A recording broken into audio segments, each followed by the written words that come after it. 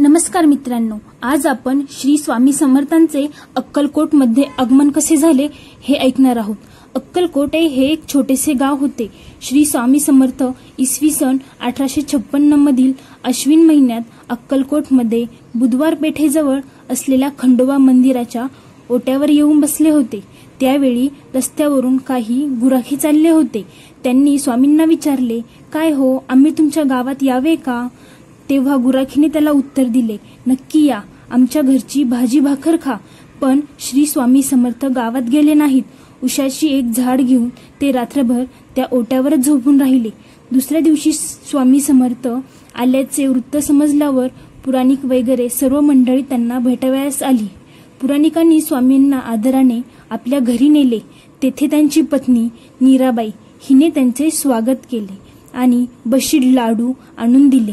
त्यावर स्वामींनी लाडू खाल्ला। स्वामींनी तो लाडू खाल्ल्यावर त्या उभयांचे भाग्य उजळले। त्यानंतर स्वामी समर्थांच्या गणपती मंदिरात निघून गेले। गणपती मंदिरातही स्वामींच्या दर्शनासाठी खूप गर्दी झाली। गावात एक साक्षार्थी साधू आल्याचे वृत्त समजताच अक्कलकोटचे मोजीराजे आपल्या अजिबा भोसले ह्या कारागारासह स्वामींच्या दर्शनास आले। मोलाजीराजांनी स्वामींना नारळ आणि हार अर्पण करून आदरातिथ्य वंदन केले। त्यांनी स्वामींना मोलोजीराजांना स्वहस्ते श्रीफळ दिले आणि हार बाजीदा भोसले या कारभाराच्या गळ्यात घातली।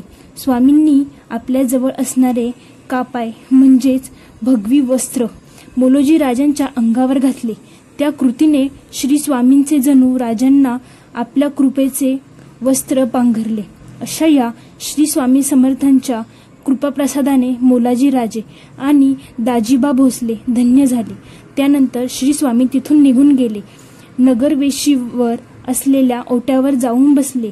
स्वामी 3 दिवस काहीही न खाता रिसालदाराला स्वामींची चेष्टा करण्याची लहर आल्यावर त्याने स्वामींना विचारले, क्यों दाजीबा, क्या हुआ, क्या पीते हो, का पीते हो? तेव्हा स्वामींनी उत्तर दिले, हाँ हाँ हाँ जरूर, क्यों नहीं। तेव्हा त्याने अग्नी न घालता एक चिलीम स्वामींना दिली।